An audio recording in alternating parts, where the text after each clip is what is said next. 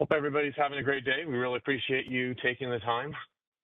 Today we will have myself and Ryan Clements to perform a demo around Ansible for you guys. We're really excited to show you guys some of the really cool features within the Ansible platform to help you streamline your data center and operations, and pretty much anything within IT can be benefited by it. So we appreciate you guys taking the time. Today we'll be doing a brief corporate overview. We'll have a really brief discussion around transformation and what that means and how that is beneficial. It's very relevant to the Ansible discussion. Then Ryan will take over and he'll be doing a brief Ansible overview for those that aren't terribly familiar with the platform, kind of give a brief intro into what we'll be covering today around Ansible. And then he'll continue on to the demo, and then we'll have Q&A. If anybody has any questions, please feel free. You can raise your hand. I'll be monitoring chat, and we'll be able to, answer any questions that you guys have as we go across. And then we'll also have time for a Q&A at the end.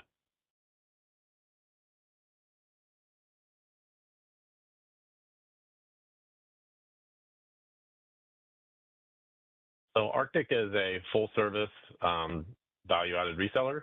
We do everything from security, infrastructure, cloud, automation, monitoring solutions that can help out pretty much any of the needs that you guys have. We're not a huge company, but we're also, a decent size, which helps us become more relevant for our customers. We're able to do, very customized solutions based on whatever your requirements are. We're based all throughout North America, primarily in the United States and Canada. We have a ton of locations all over the US and Canada. So we're hopefully local to where everybody's at. We split our business into three areas: enterprise security, which is anything security related. I mean, we have a huge SOC practice where we can help customers, evaluate, anything around security. Even if it's like if you have a Splunk deployment, we can review your Splunk deployment. We have a ton of assessments that we do for customers. A lot of those are able to be done for no charge under modern infrastructure, which is where I generally map to. We've done tons of VMware assessments, to help customers understand how to, save money with all the changes going on at Broadcom. We do a ton of assessments around like infrastructure and infrastructure recoverability, viability. So for instance, if you are running vSAN today, how do you go and recover your environment if you get hit by ransomware?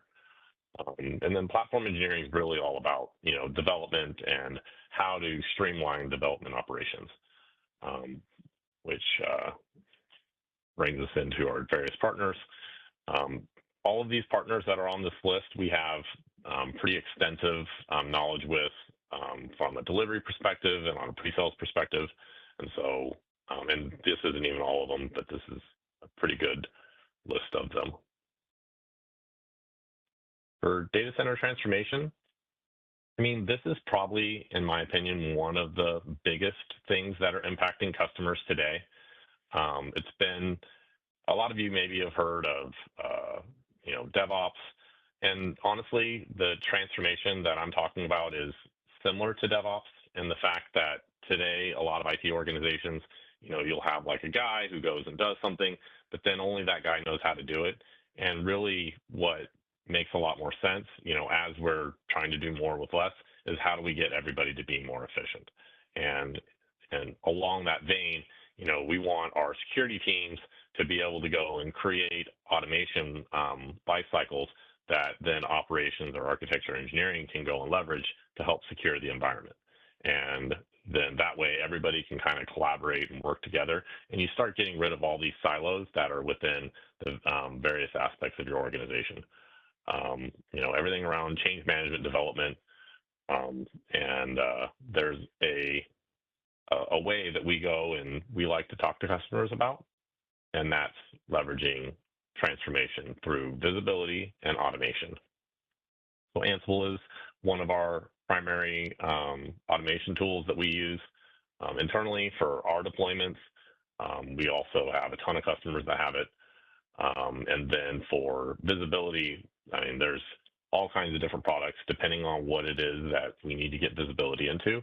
And kind of some of the questions that I would generally ask myself, for if, maybe within your organization, when you guys have an issue, what are some of the challenges that you guys have? Is it you guys have, it takes a long time for you to deploy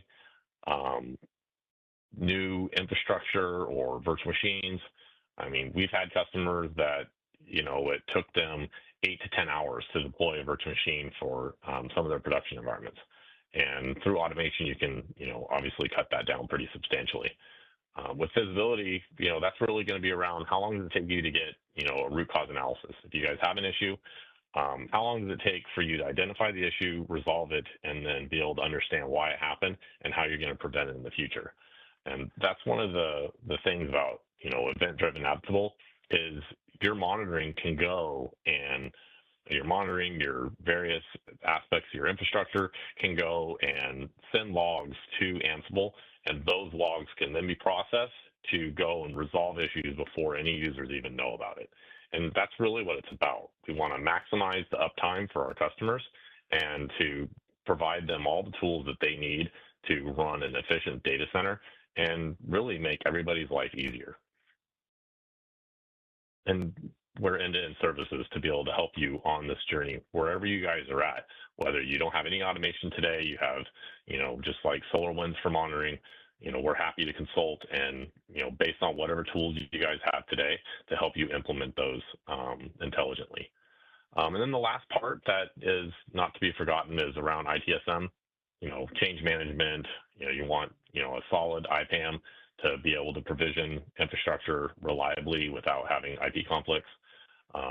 So there's a lot of different things. And then when you combine all of it together, you'll notice and you mature that speed, how fast you can go to market with new solutions, with, deploying security.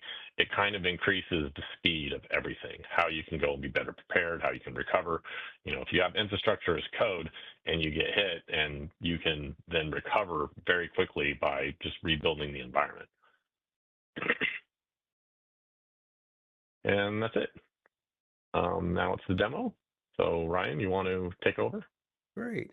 Yeah, you know what, Sean, when you're sitting there talking and you mentioned SolarWinds, I went in my mind and I had this PTSD moment because I was a data center manager before I came to Red Hat for a large corporation, and when I joined that, we were using SolarWinds, and yeah, oh man, I remember just the alert logs that came through when something went down or SolarWinds would crash, and it was a mess.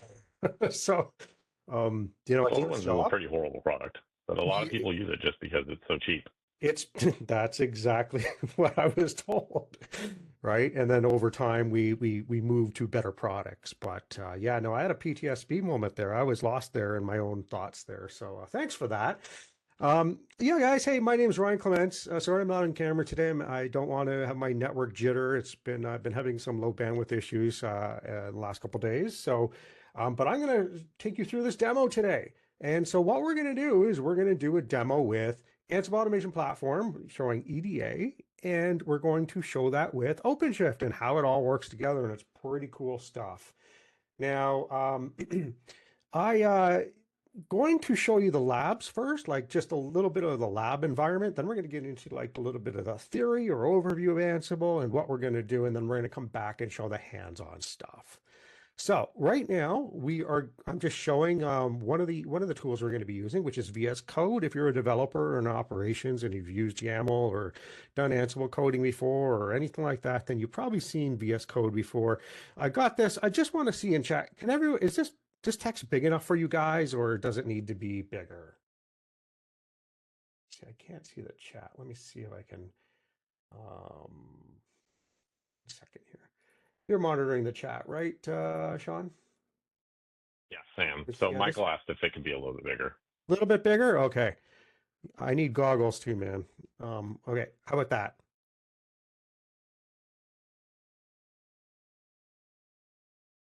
Okay. So just let us know if any text on the screen is too small. So this is the VS Code. We're going to be using that to show our Ansible playbooks. And here is the Red Hat OpenShift, the Ansible automation platform. And what is the first thing, a little question for the crowd, what is the first thing you do when you first log into Ansible automation platform? Well, I don't know if I can't see the chat, but I bet you're all wrong. The first thing you do is you change it to dark mode. The light mode kills my eyes. And so this is Ansible Automation Platform, and this is, another light mode here. This is Red Hat OpenShift, so we're going to go ahead and change that theme to dark mode as well. Okay, my eyes feel better already. So these are the three things that we're going to be using today. Red Hat OpenShift, we're going to be using the Red Hat Ansible Automation Platform, and then we're going to be using the VS Code. That's going to be our demo, and we're going to come back to this in a little bit. But first, what I wanted to do was I wanted to just go through a little bit of Ansible and Event-Driven Ansible, just to bring everyone up to speed because, hey, this is an Event-Driven Ansible presentation. That's what you're here for. So maybe you don't know what Event-Driven Ansible is. We're going to cover that. So this is the reality of hybrid infrastructure. And this actually slide used to say, day one and day two, but it's just showing the day two right now. So the funny thing is I always used to present this and it used to say day one, and it used to be like, this is such a beautiful infrastructure. And the enterprise architects go, wow, it's a work of art, right? And then they brush off their hands and they walk out the door, and what happens? Day two, okay, everything blows up, right? Because we know how that's IT infrastructure. It's great when you first set it up, but it needs to be looked after. And that's what most of you people on the phone do, right? So, everything turns to fire, right? So day two, now what? This crazy infrastructure that worked so well when they set it up the first time needs to be nursed. How do we do that? Well, we use a single enterprise platform, okay, called Red Hat Ansible Automation Platform. And if you haven't heard about Ansible, Ansible is an automation language that is the de facto automation language for the IT world. And I say that with a lot of experience behind my belt, using a lot of the different ones, Salt, Puppet, Terraform, this and that, and we, as a corporation, we organized on Ansible. And I was a Python and Bash guy before that, right? And I would write all the scripts in Python and Bash and think it's great. But then nobody on my team could actually figure them out. So I go on vacation and all hell broke loose. So we decided to go use Ansible. And at first I didn't like it because I was like, well, this is too simple. Why would we do this? And I loved my Python. But then I realized my team understood it. They could write Ansible scripts and use it. And so we started using Ansible Automation Platform and really transformed that data center. We didn't have event-driven Ansible back then, but event-driven Ansible is a relatively new thing in the last couple of years. And I came to Red Hat 3 years ago. But Red Hat Ansible Automation Platform is awesome. It's a one pane of glass that can do automation across the board: network, security, operations, Linux, Windows, whatever you want. So no longer do you have to use like Cisco DNA to automate Cisco ACI. You can do it with Ansible Automation Platform. So it makes sense. It brings all the teams together using one automation tool, or I would say automation strategy, to do all your automation throughout the whole data center and throughout the whole business, because it's really hard to find a use case that Ansible doesn't work for. So with Ansible Automation Platform, it can automatically respond to changing and challenging conditions. That's how we use something called an event-driven Ansible and Ansible rulebooks to solve that. And then we can initiate those planned automation the playbooks across the different domains using Ansible Automation Platform, and we call it the Ansible playbooks. So playbooks are where we write what needs to happen. And on the left there, the event-driven Ansible, the Ansible rulebooks, are the rulebooks that listen for events throughout the organization, and respond to those events and run a playbook to solve those events. Okay. If you're a programmer, or if you know anything about programming, it's kind of like object-oriented programming, where you register for events, or you try a try-catch block. And you just let things happen in your organization. And Ansible is the catch block. It listens for those errors that are happening or those things that people forgot. And then EDA can respond to that and say, hey, hold on a sec. You just created a new route in OpenShift. And a route is just something that gets tied to a URL that the OpenShift cluster can access the outside world, but you didn't install a certificate. You didn't install the right one. Okay, and we're going to show that today, how that works. And so what you can do is, as an enterprise architect, Ryan, yeah, go ahead. so we do have a question from one of the customers, and he Yes, sir. asked, for instance, we could listen for a Git remote repository hosted in a Bitbucket to be updated, and that update could be automatically trigger an Ansible deployment. Absolutely, sir. Or ma'am, I don't know. I couldn't see who asked it. It's Michael. It's a Okay, Michael. Yeah, no, that's a yeah. great question. And that's exactly what I'm saying. You could set Ansible, Event-Driven Ansible to listen, and it just opens a port and listens for like logs to come in. You can push logs, you can listen for events, you can do anything. It's so simple that you could set up a port, and there's a whole bunch of different ways Event-Driven Ansible can listen. But the most simple way, if nothing else worked, you could just open a port on like port 8000 and listen for JSON coming in. And your whatever wants to send JSON logs to that port, Ansible Automation Platform will listen for it and pick it up. And then depending on the rules you set, do actions like set a new, help you with your Git pipeline when you updated something. So that's exactly what we're talking about. And so what this does, I mean, people would say, hey, but I can do automation in like Get or whatever. Yeah, you can, sure. But why wouldn't you centralize all your automation in one spot? That makes sense. As a data center manager, when I was managing 2,000 servers and multiple teams, one of the biggest problems was an event storm in the middle of the night at 2 a.m. And you wake up and you go, all right, what happened? And we're like, we don't know. There's like a million logs, and Cisco routers are trying to do their thing. They're trying to automate this problem away. The Linux servers trying to automate it away. The vCenter is trying to automate it away. And I'm like, well, hold on. What kind? There's so much automation. How do we even solve? How do we even start to fix this when everything's trying to fix it and making it worse? Instead of doing that, that's the crazy way of doing things. We centralized automation on the Ansible automation server. So no longer are there millions of devices trying to solve their own problem. We had one central server to listen to all the logs and make a final decision on what the problem is, instead of like a whole bunch of different problems happening and everyone trying to solve it. That's exactly what we're talking about. And today we're going to talk about that, how it works with OpenShift, and I'm going to show you in real time. So I don't want to take too much time on the theory, so I'm going to blast through these. But any questions you have, please keep them going, because that's the best part of this. It's just a brief history on IT operations, the old way, toil and churn. And Sean, you were saying it was taking you 8 hours to make a VM. In the other companies I've seen 7 days.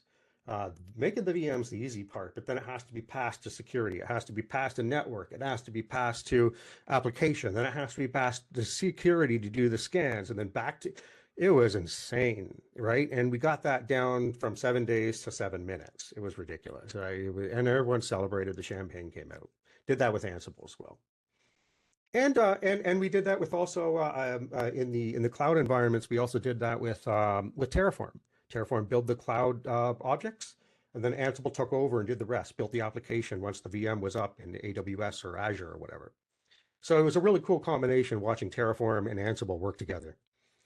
Ansible does Ansible things really well. It can do the Terraform things. Terraform can do the Ansible things, but it does really good cloud objects, right? So you use them both where they're best. So introducing Event-Driven Ansible, right? It's really going to help us listen for those events inside the organization. Things that people forget, things that, people make things all the time and they forget to do things, and this can catch those errors. We can automate the decision-making. We can leverage numerous sources of events, routers, firewalls, Git, whatever you want. And then we can implement that event-driven automation within multiple IT cases, all right? We can This is so marketing. Achieve new milestones in efficiency, service, and deliver excellence in cost. Guys, it's going to make your job easier, and the people at top are going to be happier, okay? Because you guys are going to be doing more stuff. That's all right. Forget this marketing speech. I was a data center manager too. I hate the marketing speech just as much as you do, but we got to do it. All right. So, typical event-driven automation process: we receive an event. It works with third parties, anyone. We have like tons of event sources that we can listen to. Okay, we get that event. So let's take your example from Git. Someone makes a new repository or updates a repository. Git sends an event to Ansible, event-driven Ansible, right? Event-driven automation in Ansible automation platform. You guys write what happens. Okay, you saw this in the event. What do? Like you make a rule book, right? You have to decide on that response, and then you have to you have to tell which playbook to do, like start the start of the pipeline to build new stuff, right? Before this would happen is what would happen would, you would call APIs and whatnot, but APIs are if you call an API from Git to Ansible automation platform and tell it to run a playbook through the API, you're having Git make that decision. You now have automation code on Git. Instead of that, have Git send the logs of what happened to Ansible automation platform, and then Ansible automation platform and makes the decision. So you're centralizing that automation code and that pipeline in Ansible automation platform, if that makes sense. All right. So it's all about making things,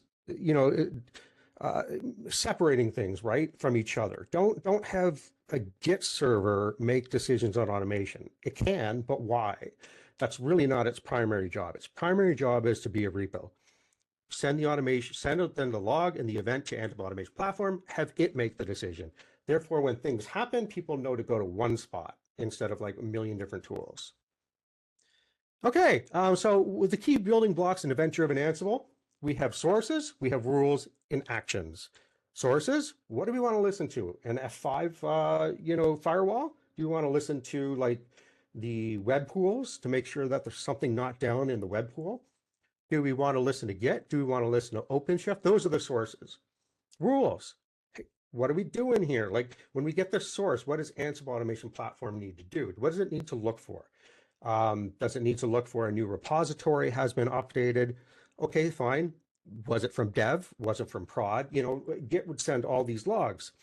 And depending on what environment it is, what happened, it will make that decision and then do an action, which is a playbook that the developers or DevOps or operations would write to make sure that after that update was done, what are we going to do? Maybe there's an update in a prod repo in the middle of the day, right? No good, right? So that shouldn't happen, and maybe there was an update to a prod repo, but it wasn't tied back to a ServiceNow ticket or a Jira ticket, which didn't have a sign off during the change management from a director to do that repo update. So all these rules and things you could make and say, no, we're going to deny that. We're definitely not doing a pull request into our main repo. So those things can be automated. Those are really cool things. All right, so with event-driven Ansible, it stands out because you have flexible event-driven automation. It's IT-friendly, robust automation handling, and single automation platform.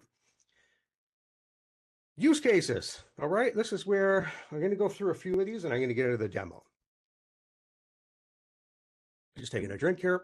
All right, so it's use case friendly. I mean, literally it works with everything: security, infrastructure, applications, cloud, edge. I mean, you guys, if you're listening to me and not answering an email, your head's probably spinning around right now. Your thoughts are spinning around your head, thinking about, hey, what could this solve? Right? What use case can this solve? Like, there's a lot of problems. A lot of people do things in my organization. If I could have that just sending the logs to Event-Driven Ansible as like a catch block to catch the stupid things that happen that shouldn't happen and then fix them or alert me, that could solve a lot of problems that you guys don't see, right? If you're an enterprise architect or a security guy, you're going, holy, that's pretty cool stuff, right? Yeah, it is. Okay.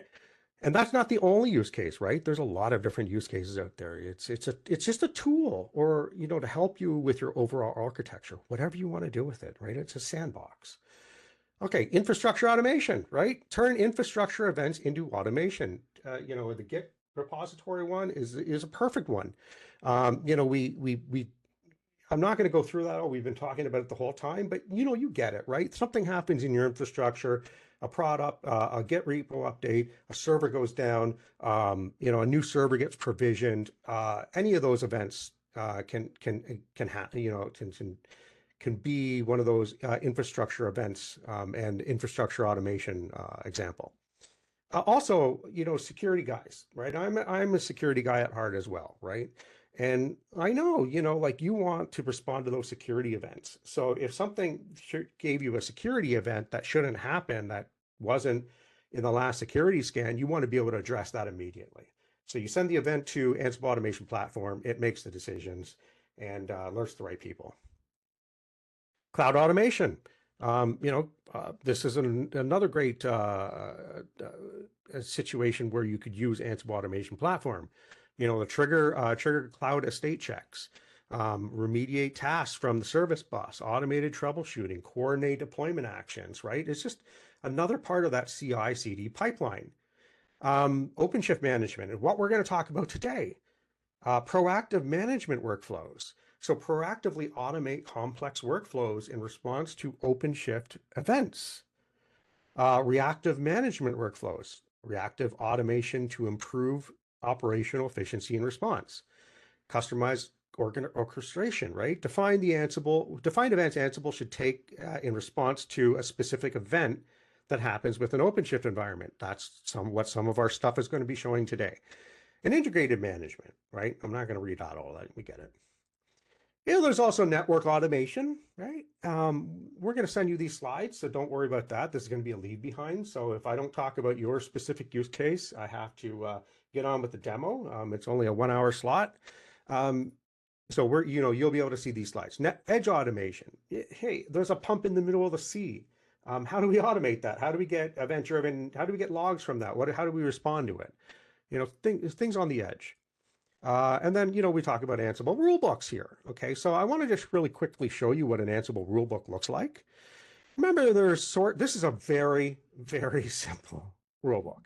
All right, don't take this as like, wow, that's too simple for our organization. No, remember, you guys get to make the logic here. We're just showing a very simple one because this is the first time someone's ever seen a rulebook, right? Most of you. And eventually, all Ansible is very simple. It doesn't get really hard, and it shouldn't. If it gets hard, then you've done it wrong. You're trying to make Ansible something. You're trying to do something with Ansible that could be simplified in another way with Ansible.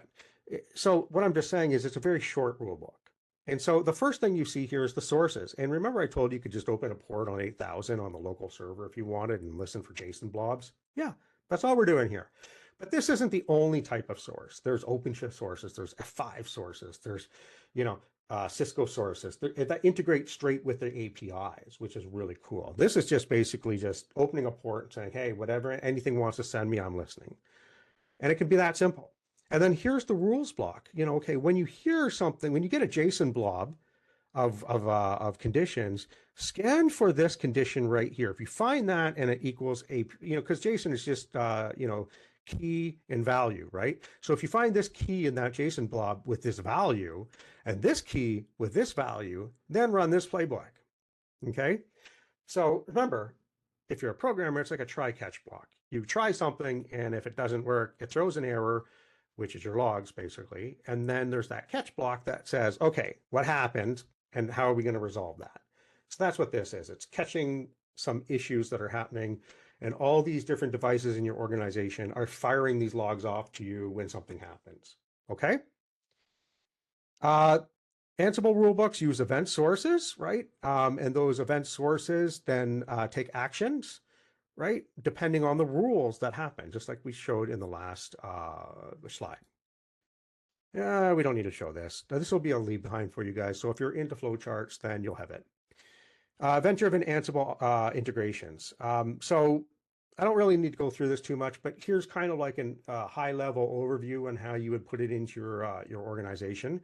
You don't need a Kafka layer if you don't want it. It's like a mailbox just in case this event didn't get received to this source. Also in Kafka, it allows you to log the event from, let's say, an F5 server. Okay, pool is down, and Kafka will hold it and then allow different consumers other than Ansible Automation Platform to be able to get that message as well. So you don't need it; it's an optional thing, but it's a good thing if you wanted. So really, here it is. You have sources like anything that you want to send the logs. Then you have the rules that once you receive the source, now, okay, what's happened, what happened there and what do we want to do? And then the actions are the playbooks themselves, like, create a new snow ticket or something, do another API call or anything like that. So these slides, Ryan, yes, go can ahead. you go back for 1 second? Sure. Andrew had a question. He Yes. said, can it be Azure Event Hub instead of Kafka? I'm sorry, I missed that, Sean. Can it be Azure Event Hub instead of Kafka? Yeah, it can be anything. It doesn't matter. You can send the sources to anything you want. So, Azure Event Hub, great. It's just, again, that messaging layer is optional. But if you've been in the data center, like you're thinking right there, like you know the value of that, right? You can send it to there. It doesn't matter. Remember, Red Hat is an open source company where we sell this open source software and we support that, right? That's why Red Hat is relevant. Um, because of its open source, a lot of those open source products are built by you guys. You guys don't make proprietary things. You guys don't program it in that it has to be Kafka. It can go anywhere you want it, right? That's the beauty. And that's why I came to Red Hat, because I believe in open source. I believe in Red Hat and I believe in their products. And it just, as a developer operations guy, it just makes me giggly with how cool these products are, where I'm not forced to be sucked into an ecosystem like, a VMware ecosystem or an Apple ecosystem. Don't get me wrong, VMware and Apple are great companies, but once you're in their ecosystem, you got to use their stuff. You know what I mean, right? Red Hat is not like that. We're like, here's a product. It's cool. It's so powerful. Do whatever you want with it. So you can send messages wherever you want. Great question, by the way. By the All way, right. Ryan, just so you know, we've got about 20 minutes left. Yep, I'm going to get through it. The demo isn't too long, so I'm going to stop doing that there, and we're going to get into the demo itself. Okay. So what do we got here? We have this VS Code, and this VS Code just has 3 different rule books here. Okay. And I brought this up so you can actually see it. I'm a developer. I'm in operations. I like to see stuff, or I don't like marketing slides. So what we have here is we have a source, and it's actually a funny name, Sabre 1041. And that is probably just the developer who made this. And then, we're open source. And so what this is an OpenShift listener. Okay.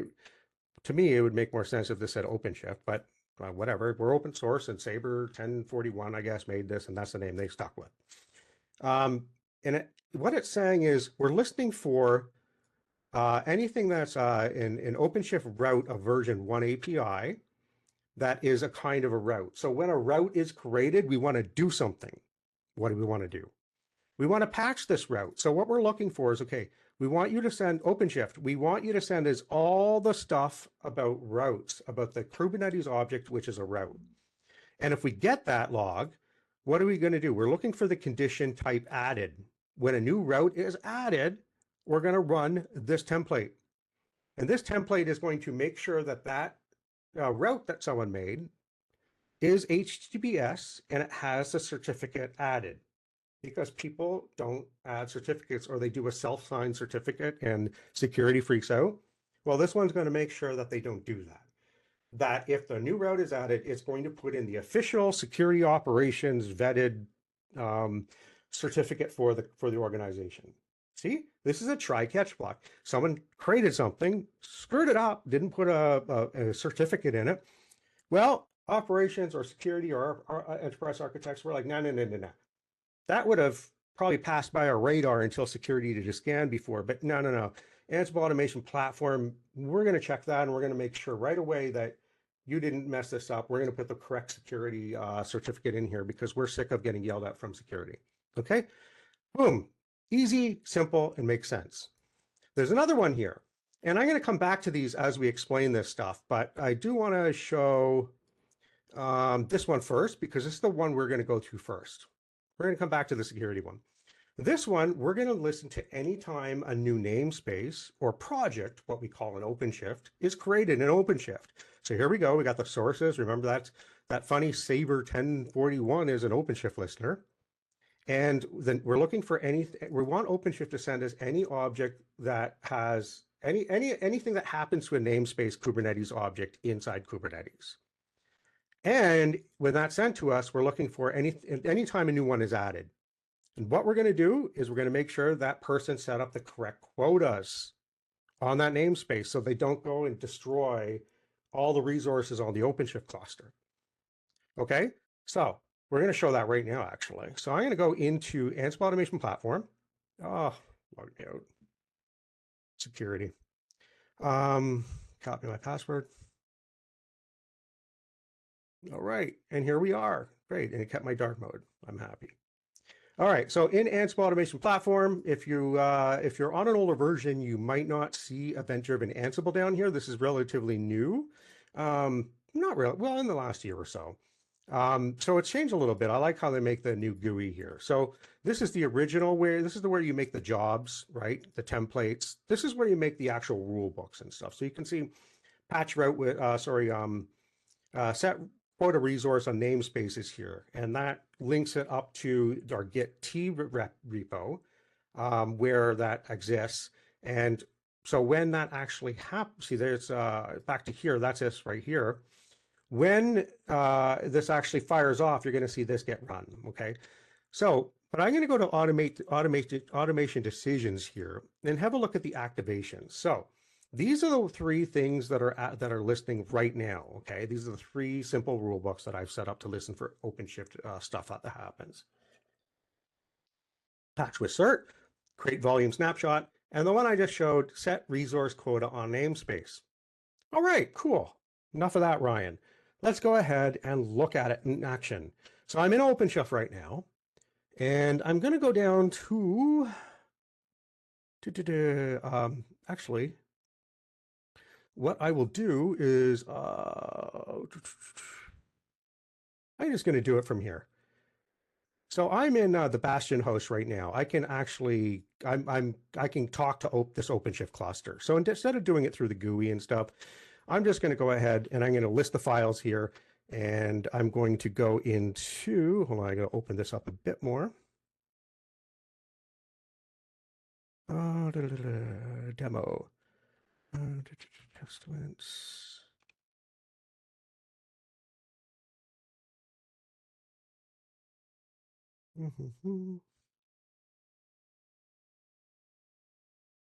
Give me one sec. I can't seem to find where those grep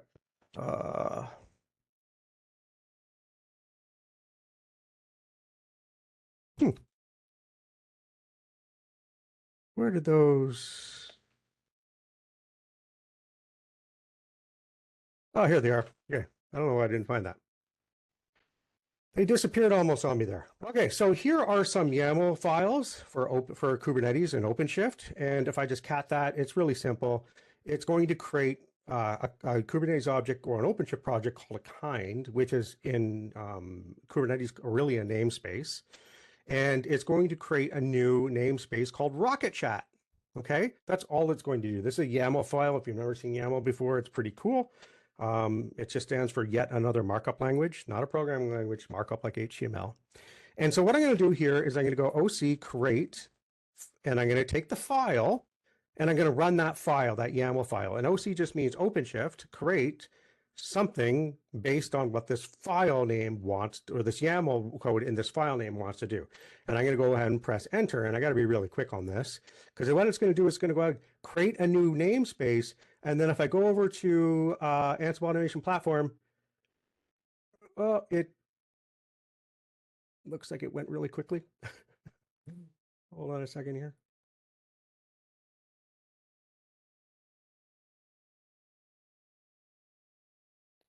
Patch route, Event-Driven Ansible, patch route with cert. Okay. Okay.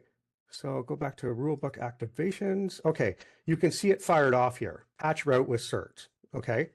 One second here. Go back here to this. Okay. Well, actually, that was the namespace. So I'm going to go ahead and create another one here. Oops.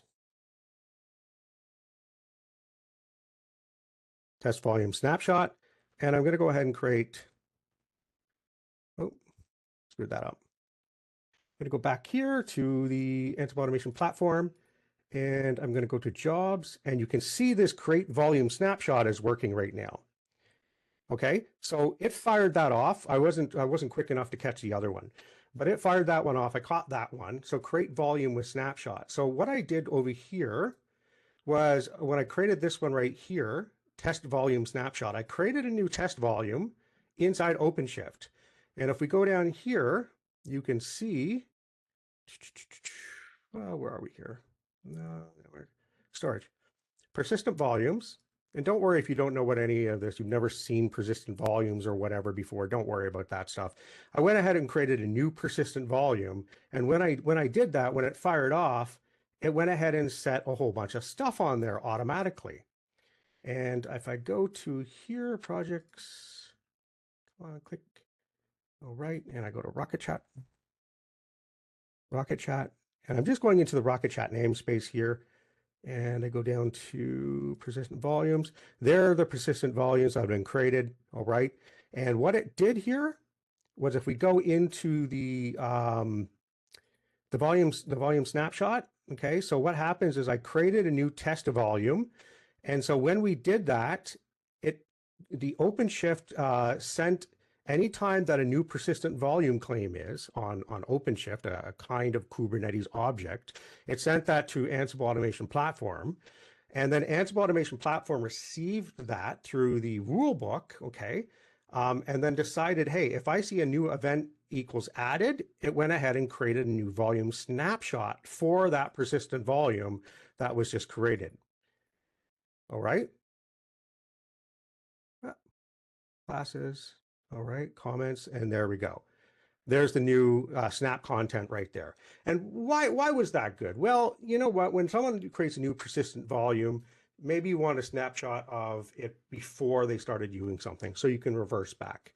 Most likely if it's just created, not a big deal, but you can see how cool this might be later on when you say, hey, maybe it's not when you create a new persistent volume, but maybe when it's you update, before you update something on that persistent volume, before you do a DB update, let's go ahead and take a snapshot of that persistent volume if the developer or the operations person didn't do it, if they forgot to do it. Okay, so those are the cool things that we can catch and make sure that we can resolve. Now, if I go back to the Ansible Automation Platform here and go into the rulebook activations, you can see that fire count. All right, we saw that happen. And you can see here, if I go into the create volume snapshot here and go into the history, it says failed, but it didn't. It's running. Okay, so those are the previous times that I tried that. All right, so going back into here, and now I'm going to do the last event, and I'm going to go ahead and create a new Kubernetes object, which is a test route. And so when I create that test route, I've created it in Ansible Automation Platform. It's going ahead and patching the route with the cert. You see that? It's automatically running here in the new jobs. All right.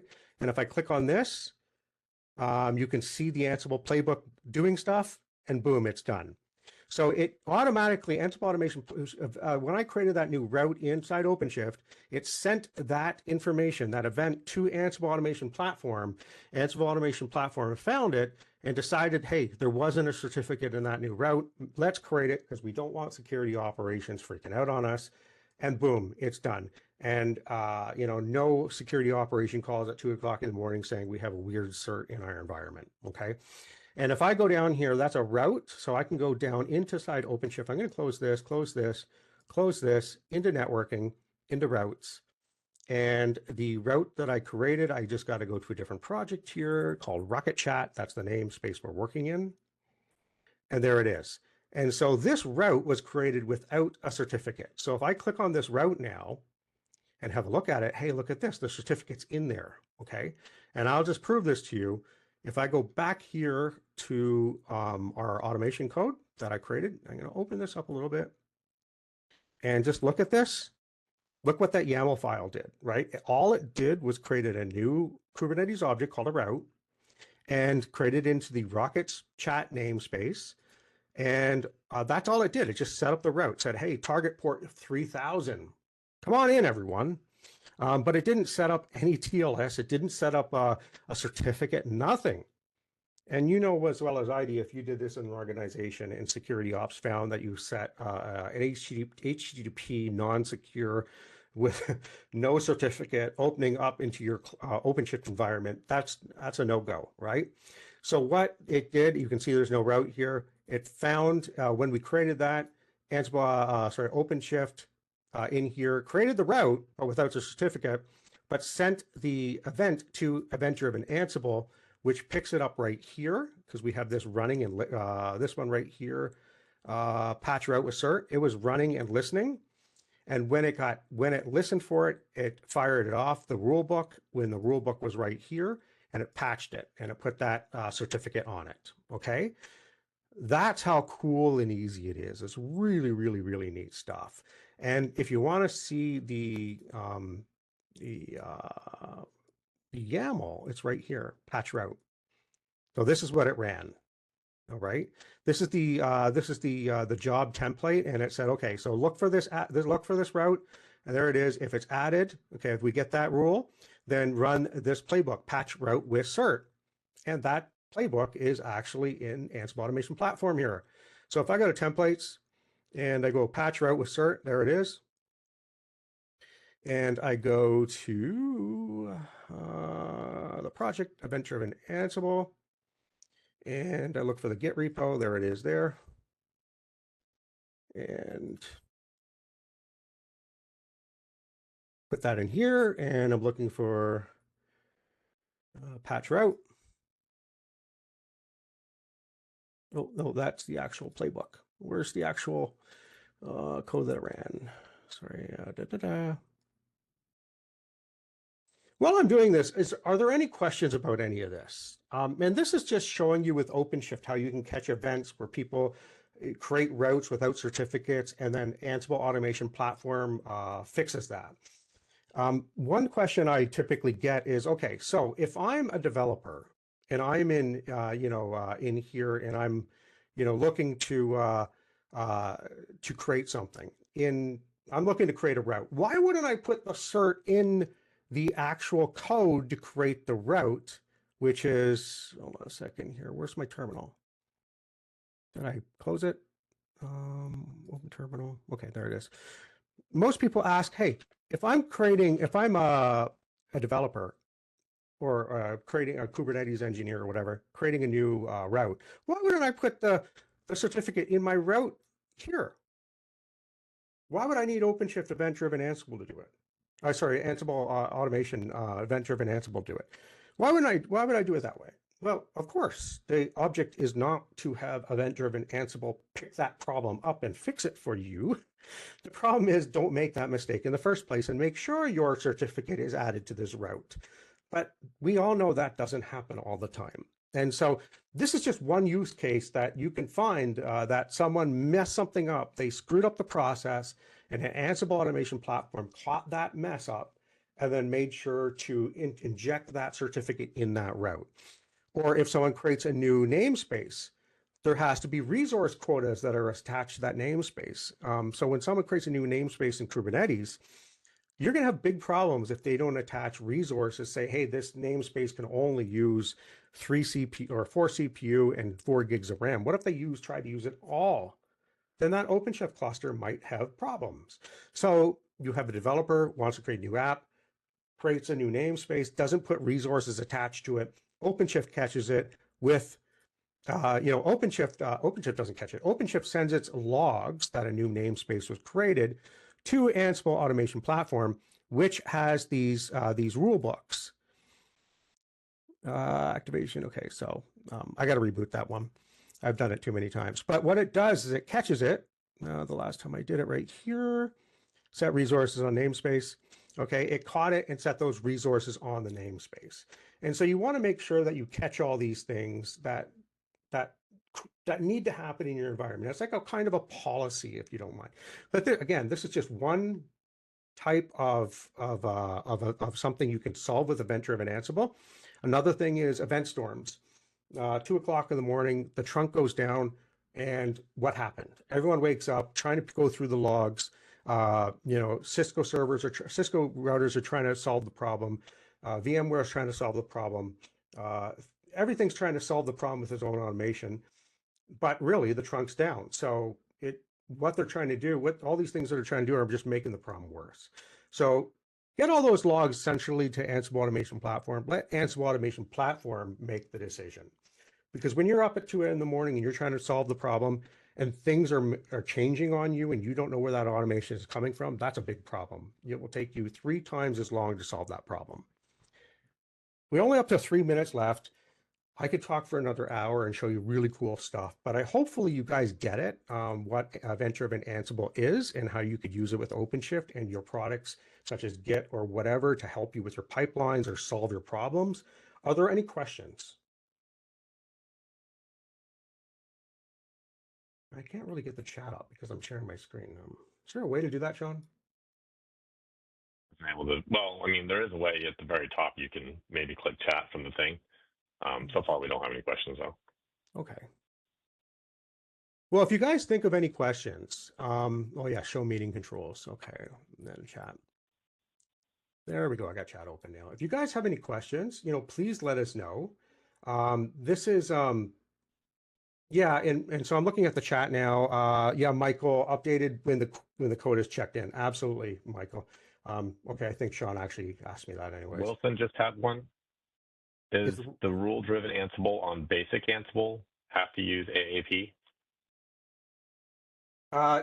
You would have to use, so everything that we do is open source, Wilson. That's a great question. There is a version of open source event-driven Ansible in the community. Personally, I haven't played around with it. I don't know how it mixes with everything else, but there's a command line called Ansible rulebook. Okay, I believe it is. Don't do this every day, but I'm going to just make sure. Let's go back here. Ansible. My tab's not working. No, I'm not in the right environment right now to get to that because I'm in my VS Code environment. But if there are some commands like Ansible rulebook and all that stuff that you can use to set up rules with using command line Ansible. So something that you can play around with and check it out. It's not very easy to use, such as the Ansible automation platform. I would, if you're looking for very simple use cases or to try it out I think you can get away with it. But be careful about implementing that kind of stuff in production. I've done that as a data center manager before I came to Red Hat, and it was the worst decision in my life. And I'm not just saying that because I work for Red Hat now. I have told this story even before I came to Red Hat. Because we got caught using unsupported software. We couldn't update it because it was in production. It was a mess. And then there were security problems and everything. We finally were able to move to Ansible Automation Platform, but it was, in my whole career, that was a big mistake. So yeah, be careful with that kind of stuff. We do have a 60-day trial for Ansible Automation Platform. If you go Ansible Automation Platform trial and then check it out, we do have something that you can download there. So, and there's also, Wilson, I believe you're on the last presentation, and I sent a link there with with some information on where you can fire up on-demand labs to try these things instead of just watching me do it. Let me see if I can find that. 1 second. Just going to stop sharing my screen. I'm going to put that link in there again. So I'm going to type in Google, I'm going to type Red Hat on-demand labs. And I'll give you the on-demand labs for Ansible Automation Platform. And we really appreciate everybody taking the time. I hope you found value in it. Robert will be sending out a survey later on today. We'd really appreciate if you can fill out the survey, what you thought. If you have any follow-up questions, I mean, we're happy to put together workshops, demos, whatever you need. We would love to understand, your various use cases where you would potentially be interested in automation for processes that you guys do today that are just very long and cumbersome. And we look forward to hopefully be able to help you out. I hope everybody has an amazing day. Do appreciate it, everyone. And yeah, no, Arctic is awesome. They help you with the POCs, everything past that initial, well, let me try it. So what I recommend is 60-day trial, download it, see if you like it. Try the link I just sent you. If it really piques your interest and you want to know more, definitely contact Arctic. Let them know that you're interested. They can put context to it. They can help you with that process. So thanks very much, everyone.